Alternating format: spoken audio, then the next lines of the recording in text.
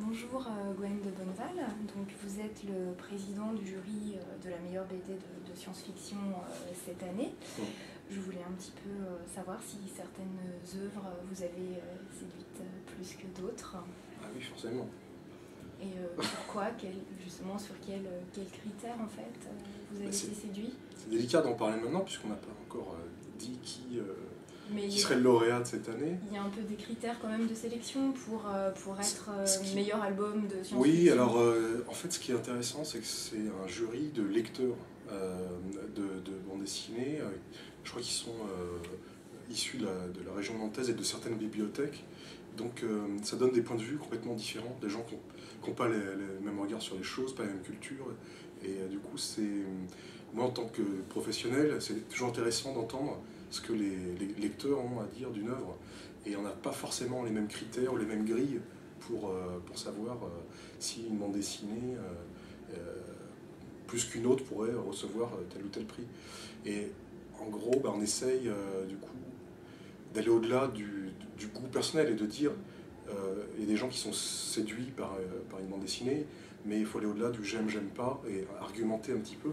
Et pourquoi une bande dessinée parmi la sélection pourrait être un peu au-dessus du lot, mériterait d'être primée, et en quoi elle a des qualités intrinsèques. Voilà. Alors je peux pas en dire trop, parce que sinon on va pouvoir voilà, imaginer qui a gagné. Mais, qu'est-ce qui fait la différence? C'est à la fois le scénario, la qualité esthétique du graphisme, c'est un mélange des deux? C'est un mélange de tout ça, et puis après il y a des... Voilà, c'est un mélange de tout ça, c'est des débats qui ont été un peu poussés, c'était très intéressant d'ailleurs, parce qu'on n'était pas tous d'accord, il n'y en a pas un qui a pris tout de suite le dessus, il y en a trois qui se sont profilés, et après il y a eu discussion autour de ces trois-là, et moi j'avais pas plus d'une voix que les autres, mais j'ai pu argumenter en étant président du jury, j'ai argumenté pourquoi je pensais que tel ou tel album pourrait avoir ma préférence. Et, voilà. Mais c'était vraiment intéressant. Ouais. D'accord. Et vous, plus particulièrement, donc, quelles sont un petit peu vos sources d'inspiration et vos thèmes de prédilection pour vos ouvrages, peut-être plus particulièrement par rapport au dernier des Immortels, savoir un petit peu ce qui vous a motivé? Alors, beaucoup de choses, enfin beaucoup d'influences, et puis à la fois l'idée c'est d'aller au-delà des références et de faire une œuvre personnelle. Disons que l'important pour moi c'est de voir un projet dans lequel je vais m'investir et faire quelque chose que je ne sais pas forcément faire avant. Et c'est pour ça que mes albums se ressemblent peu. Je pense qu'il peut y avoir un fil rouge, un fil conducteur qui me ressemble, et si on veut bien regarder, on le reconnaîtra. Mais parce que voilà, je ne suis pas 10 000 personnes différentes, mais à chaque fois j'essaie de me dire dans quelle direction je peux aller pour me mettre un peu en danger, c'est un grand mot, mais essayer de faire quelque chose que je n'ai pas encore fait avant. Et c'est ça qui m'intéresse le plus. Donc pour les derniers jours d'un Immortel, il y a eu le fait d'avoir envie de continuer de travailler avec Fabien Vellman, qui est un scénariste dont j'apprécie beaucoup le travail, qui est aussi un ami, et avec qui on a pratiquement commencé, enfin, il y a une dizaine d'années, on a fait une série qui s'appelait Samedi et Dimanche chez Dargaud. Et c'était une série qui avait un graphisme qui pouvait paraître enfantin alors qu'on voulait s'adresser à tout le monde. Et là on s'est dit, cette fois-ci on va essayer de voir en quoi ça nous fait plaisir de travailler ensemble et quels sont les thèmes qui nous plaisent, et essayer de s'adresser à un public plus adulte et d'aller jusqu'au bout de notre démarche. Et alors, du coup ce sont des thèmes philosophiques et qui revenaient sur le sens de la vie de façon un peu globale. Et la science-fiction, c'est vraiment un vecteur très adapté à ce type de questionnement. Et puis en même temps, on avait envie d'être créatif vis-à-vis de ça. Donc on a pu poser un univers avec des races extraterrestres différentes, avec une enquête du personnage principal qui s'appelle Elijah, qui fait partie de la police philosophique. Et puis autour de tout ça, on a pu poser toutes les questions qu'on avait envie d'aborder ensemble. Voilà. Je pense que c'est quelque chose qui se lie à la fois parce qu'il y a une enquête et qu'il y a voilà, une histoire à suivre, et puis qui permet d'aller explorer des univers graphiques aussi, dans lesquels on peut s'amuser. Et du coup, moi, je me suis référé à des choses j'ai voulu faire quelque chose d'un petit peu inspiré des années 60, début 70, mais sans être que dans la citation. Et ce qui est intéressant, parce qu'on ne voulait pas absolument faire une science-fiction trop proche de notre avenir, oui, enfin voilà, de notre avenir proche justement, parce que l'idée c'était d'aborder certains thèmes et pas expliquer comment les choses sont faites.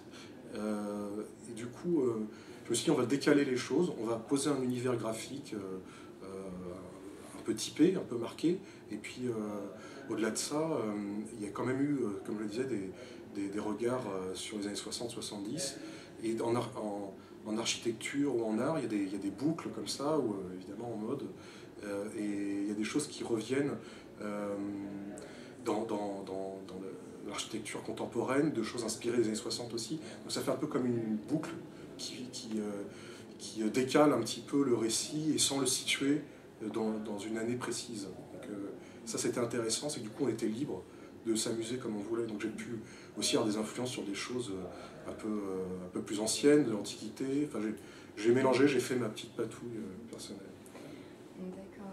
Et vous parliez justement de rendre accessibles les choses. Est-ce que la BD, c'est un bon moyen de pouvoir peut-être sensibiliser ou toucher plus facilement? C'est un mode d'expression peut-être plus adapté? Enfin, qu'est-ce que vous en pensez? Alors bah, ça dépend, il y a plein de médiums qui peuvent toucher les gens. Bande dessinée, c'en est un qui est en tout cas direct. C'est pas comme un film, on est obligé d'avoir une équipe, c'est une vraie industrie. Là, il suffit d'une, deux personnes, de trouver un éditeur, et donc il y a quelque chose d'assez direct. Dans la réception, dans la lecture aussi, c'est quelque chose qui peut voilà, aller du créateur au lecteur de façon assez limpide. Donc ça, c'est intéressant de pouvoir maîtriser une œuvre à très peu de personnes. Après, en termes d'accès, je ne me pose pas la question de savoir si ça va être facile. Moi, j'essaye d'avoir une narration très fluide, mais aussi une exigence. Alors, si on a une exigence sur le fond et qu'on a une narration un peu trop complexe, je me dis, là, je vais perdre tout le monde. Donc, on essaye sans arrêt de doser à la fois ce qu'on va pouvoir faire passer et comment et par quoi le faire passer entre une narration qui est héritée, on va dire, de lignes franco-belges et puis de quelque chose de plus personnel, mais en tout cas dans la facilité de lecture, d'accès à la lecture, j'espère que c'est facile à lire. Après, les thèmes eux-mêmes, le graphisme, peut-être qu'il y a des gens qui adhèrent pas tout de suite, et c'est arrivé, hein, il y a des gens qui ont dit c'est un peu spécial, d'autres qui sont rentrés complètement dedans tout de suite, enfin tout est possible. C'est pas forcément, en tout cas c'est une œuvre qui est assez exigeante, j'espère qu'elle n'est pas trop compliquée à lire une fois qu'on est dedans. Et donc vous avez des projets en cours Oui, alors pour le coup, pendant longtemps j'ai fait du dessin ma vie, et depuis quelques années je fais plus de scénarios, et je reviens au dessin pour des ouvrages un peu particuliers comme Les Derniers Jours d'Annie Mortel. Et en ce moment, je suis plus dans des projets d'écriture, et donc j'ai différents projets. Il y a les Racontards, c'est une série de nouvelles d'un auteur danois qui s'appelle Jørn Riel, et on a adapté ces nouvelles, ça se passe au Groenland dans les années 50, la fin des années 50, et c'est Hervé Tancrel qui dessine, qui est un Nantais. Et là on va faire le tome 3, on va commencer le tome 3 bientôt. Je fais aussi un récit avec le dessinateur Hugues Micol, ça sera chez Dargaud. Et là c'est particulier parce que c'est un ancêtre à moi du XVIIIe siècle qui a une vie, qui a traversé le XVIIIe siècle de façon assez incroyable. Il est passé de l'armée française à l'armée autrichienne, c'est un renégat, et de l'armée autrichienne à l'armée turque. Et il a refondé en partie et modernisé l'armée turque. Et il avait un caractère un peu fort, et des fois il acceptait mal l'autorité. Et c'est un personnage à la fois historique et romanesque, à plein de facettes. Je pense à la fois aussi attachant que énervant. Il devait se faire autant d'amis que d'ennemis. Et donc là, on a une source incroyable pour raconter ça. Il y a eu des livres écrits sur lui, donc là, je peux m'amuser avec ça. Et puis, j'ai 2 bouquins, ça sera en 4 tomes. Sinon, j'ai deux tomes chez Gallimard, la collection Bayou, avec Hugo Piette. Et là, ça va être un récit inspiré on va dire, de mythologie, ou plus de croyances nordiques et scandinaves, mais dans une sorte de Moyen-Âge. Donc ça s'appelle Varulf, et c'est une histoire aussi de transformation d'adolescents et de doubles zoomorphes. Voilà. Et puis, qu'est-ce qu'il y a d'autre? Un récit contemporain.